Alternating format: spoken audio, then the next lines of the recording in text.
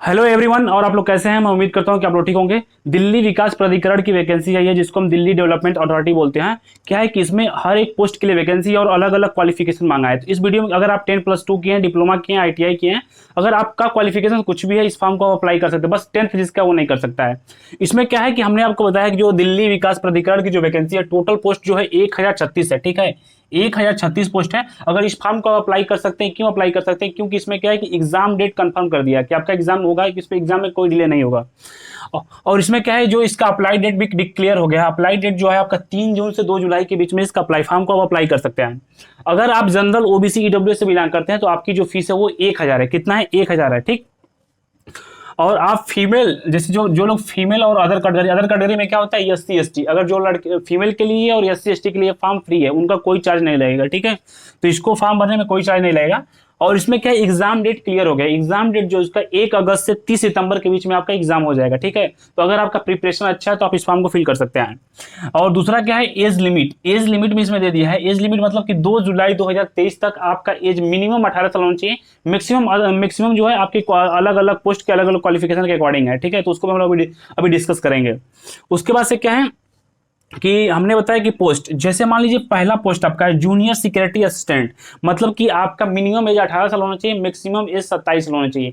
यानी कि 2 जुलाई 2023 तक आपका मिनिमम एज जो है वो 18 साल होना चाहिए। ठीक है, और मैक्सिमम 27 साल से ज्यादा नहीं होना चाहिए। अगर आप ओबीसी में हैं तो आपको 3 साल की आरक्षण मिलेगी, अगर आप एससी में हैं तो आपको 5 साल का आरक्षण मिलेगा। ठीक है, और क्वालिफिकेशन क्या होना चाहिए? टोटल पोस्ट कितना है? Total post 194। 194 जो है आपका टोटल पोस्ट है।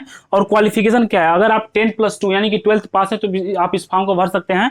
प्लस आपके पास टाइपिंग होना चाहिए। अगर आपके पास हिंदी टाइपिंग है तो 35 वर्ड पर मिनट होना चाहिए। अगर आपके पास इंग्लिश हिंदी टाइपिंग है तो आपके पास 30 वर्ड पर मिनट होना चाहिए। यानी कि इंग्लिश टाइपिंग के लिए 35 वर्ड पर मिनट और 30 इंग्लिश हिंदी टाइपिंग के लिए 30 वर्ड पर मिनट होना चाहिए। ठीक है, तो ये आपका क्वालिफिकेशन और पोस्ट हो गया जूनियर सिक्योरिटी असिस्टेंट का।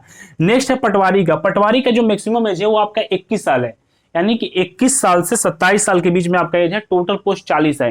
यानी कि टोटल पोस्ट कितना है? 40 है। और एज आपका 21 से 27 के बीच में होनी चाहिए। ठीक है, और आपका क्वालिफिकेशन क्या है? आपका क्वालिफिकेशन है आप ग्रेजुएशन किए हो, आप बीए किए हो, बीकॉम किए हो, कुछ भी किए हो, बस आप इस फॉर्म को अप्लाई कर सकते हैं। ठीक है, और उसके बाद से क्या है नेक्स्ट, नायब तहसीलदार की वैकेंसी है। नायब तहसीलदार की वैकेंसी कितनी है? कम। ये बहुत कम पोस्ट है, 4 पोस्ट है। लेकिन क्वालिफिकेशन सिंपल है, ग्रेजुएशन होना चाहिए आपके पास। आप बीए किया चाहे बीएससी करें, कुछ भी करें, आप इस फॉर्म को अप्लाई कर सकते हैं, इसमें कोई इशू नहीं है। ठीक है, उसके बाद से आपका नेक्स्ट पोस्ट है असिस्टेंट सिक्योरिटी ऑफिसर। इसमें जो मैक्सिमम एज है वो 30 साल मांगा गया है। कितना मैक्सिमम है? 30 साल मांगा गया है। और आपके पास 125 यानी टोटल सीट कितनी है? 125 सीट है। और क्वालिफिकेशन क्या है? क्वालिफिकेशन आपके पास बीएससी ग्रेजुएशन होना चाहिए। यानी कि आप बीटेक किए तो फॉर्म को अप्लाई कर सकते हैं, अगर आप बीएससी किए तो फॉर्म को अप्लाई कर सकते हैं। बस कंडीशन ये है कि आपके पास कंप्यूटर की नॉलेज होनी चाहिए। ठीक है, तो ये है आपका असिस्टेंट सेक्शन ऑफिसर। नेक्स्ट आपका है जूनियर इंजीनियर। यानी कि जो बच्चे डिप्लोमा किए हैं सिविल से वो इस फॉर्म को अप्लाई कर सकते हैं, जूनियर असिस्टेंट के पोस्ट को। कितना पोस्ट है? टोटल पोस्ट है 236 पोस्ट है। यानी कि जो बच्चे जेई की तैयारी करते हैं और उनका जो ब्रांच है वो सिविल है, वो इस फॉर्म को अप्लाई कर सकते हैं। ठीक है, उनके लिए बहुत बेस्ट ऑप्शन है ये। और नेक्स्ट क्या है, अगर जो आईटीआई किया है, डिप्लोमा या आईटीआई किया है, वो एक फॉर्म भर सकता है सर्वे वाला। ठीक है, तो वो भी भर सकता है। टोटल पोस्ट 13 है। और उसके बाद से क्या, लीगल असिस्टेंट है। लीगल असिस्टेंट मतलब कि आपके पास लॉ की डिग्री होनी चाहिए और आपके पास 3 साल का एक्सपीरियंस होना चाहिए। कितना पोस्ट है? टोटल 51 पोस्ट है। ठीक है, उसके बाद से 2 पोस्ट और बचा हुआ है। एक असिस्टेंट अकाउंट ऑफिसर का पोस्ट है जो कि आपका पोस्ट टोटल 51 है। और आपके पास एमबीए होना चाहिए या सीए होना चाहिए या डिग्री यानी फाइनेंस डिग्री होना चाहिए। ठीक है, ये होता है। और उसके बाद से क्या है, आर्किटेक्चर असिस्टेंट है।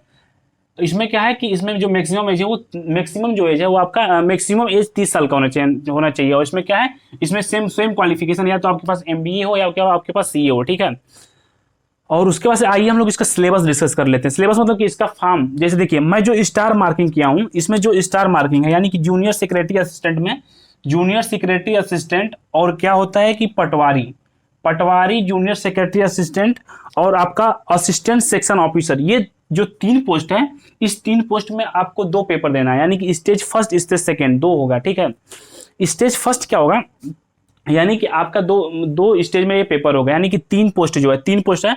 यानी जूनियर सिक्योरिटी असिस्टेंट और पटवारी, और उसके बाद से एक असिस्टेंट सेक्शन ऑफिसर। ये जो मेरा 3 पोस्ट है ना, 3 पोस्ट के लिए मेरा 2 स्टेज में पेपर होगा। पहला स्टेज क्या है आपका, पहला स्टेज जो स्टेज फर्स्ट का जो मेरा सिलेबस है, वो सिलेबस है 100 क्वेश्चन, कितना 100 क्वेश्चन 200 मार्क का 1 घंटे का, यानी कि एक क्वेश्चन 2 नंबर का है आपका, ठीक है।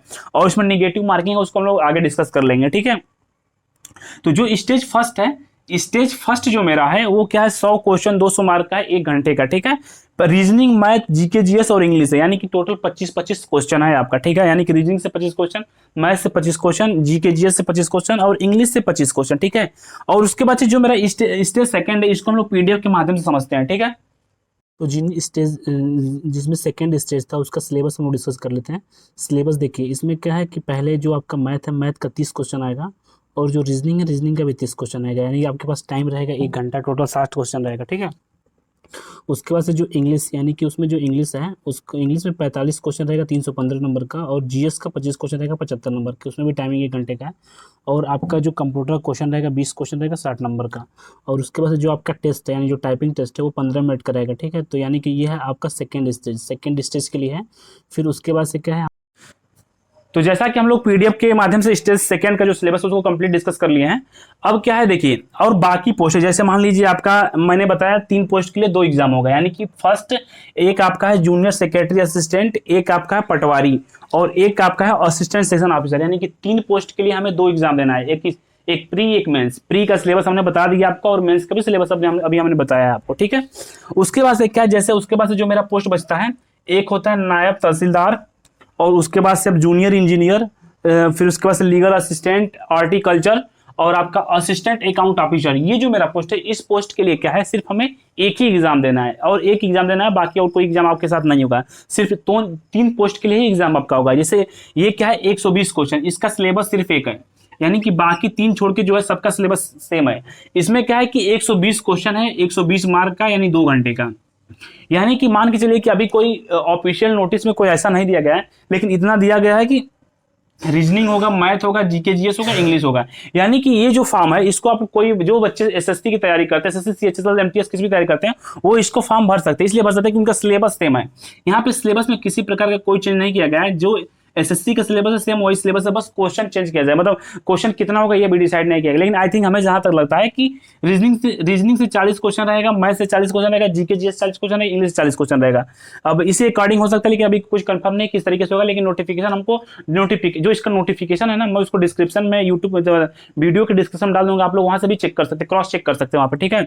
तो प्लीज कमेंट करके बताइएगा कि अगर किसी को किसी प्रकार की कोई दिक्कत होगी तो मेरे यूट्यूब के description, Telegram channel, WhatsApp number है, आप हमसे वहां से कांटेक्ट कर सकते हैं, ठीक है। तो मिलते हैं नेक्स्ट अपडेट के साथ। धन्यवाद, जय हिंद।